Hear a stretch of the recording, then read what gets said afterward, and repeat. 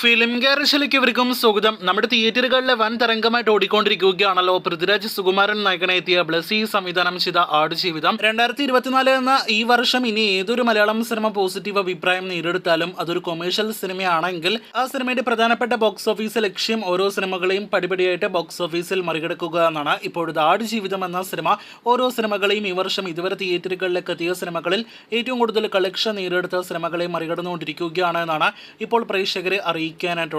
ആദ്യ ദിവസം തന്നെ വമ്പൻ പോസിറ്റീവ് അഭിപ്രായങ്ങൾ ലഭ്യമായ ആടുജീവിതം എന്ന സിനിമ വെറും 2 ദിവസങ്ങൾ കൊണ്ടാണ് 30,54,00,000 കളക്ഷൻ എത്തപ്പെട്ടത്. ഇതോടെ ലാലേട്ടന്റെ മലൈക്കോട്ടെ വാലിബൻ എന്ന സിനിമയുടെ ഫൈനൽ കളക്ഷൻ ആടുജീവിതം മറികടന്നിരിക്കുന്നു എന്നാണ് ഇപ്പോൾ പ്രേക്ഷകരെ അറിയിക്കാനായിട്ടുള്ളത്.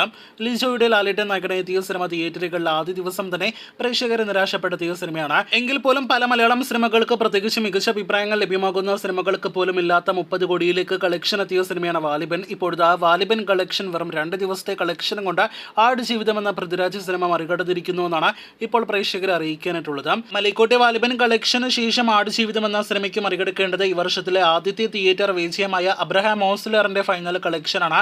ജയറാമിനോടൊപ്പം തന്നെ മമ്മൂട്ടി വളരെ പ്രധാനപ്പെട്ട റോളിലെത്തിയ അബ്രഹാം ഓസ്ലർ ഈ വർഷം നേരത്തെ തിയേറ്ററുകളിലേക്ക് എത്തിയത് തന്നെ മികച്ചൊരു ഹൈപ്പോടെ എല്ലാം തന്നെയായിരുന്നു. സിനിമയുടെ ഫൈനൽ വേൾഡ് വൈഡ് കളക്ഷൻ എന്നത് 40 കോടി രൂപയായിരുന്നു. ഇപ്പോഴത്തെ ആ കളക്ഷൻ ഇന്ന് ശനിയാഴ്ച ദിവസത്തെ മൊത്തം കളക്ഷൻ കൂട്ടാതെ തന്നെ ആടുജീവിതം മറികടന്നിരിക്കുന്നു എന്നാണ് പ്രേക്ഷകരെ അറിയിക്കാനായിട്ടുള്ളത്.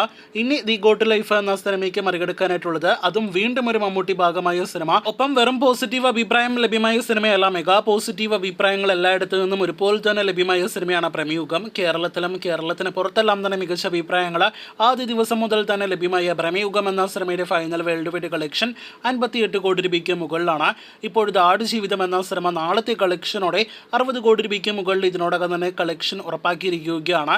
അപ്പോൾ പ്രമേയുഗത്തിന്റെ, അതായത് മമ്മൂട്ടിയുടെ പോസിറ്റീവ് അഭിപ്രായം ലഭ്യമായ സിനിമയുടെ അതിലുപരി 30ഓളം ദിവസങ്ങൾ തിയേറ്ററുകളിൽ ഓടിയ സിനിമയുടെ ഫൈനൽ വേൾഡ് വൈഡ് കളക്ഷൻ വെറും 4 ദിവസങ്ങൾ കൊണ്ട് ആടുജീവിതം മറികടക്കുകയാണ്. 58 കോടി കളക്ഷനുള്ള പ്രമേയുഗത്തിന്റെ ഫൈനൽ കളക്ഷൻ വെറും 4 ദിവസങ്ങൾ കൊണ്ട് രാജുവേട്ടന്റെ ആടുജീവിതം മറികടക്കുമ്പോൾ അത് വേറെ ലെവൽ മാസ് പ്രകടനം തന്നെയാണ് പൃഥ്വിരാജ് സുകുമാരനിൽ നിന്ന്. അതല്ലെങ്കിൽ മമ്മൂക്കിയുടെ സ്വന്തം അനിയൻ കുട്ടനിൽ നിന്ന് എന്ന് നിസ്സംശയം പറയേണ്ടിയിരിക്കുന്നു. ഇനിയും അനിയൻ കുട്ടനിൽ നിന്നും ഒരുപാട് നാം മലയാള സിനിമ ഇൻഡസ്ട്രിയിൽ പ്രതീക്ഷിക്കുന്നുണ്ട്.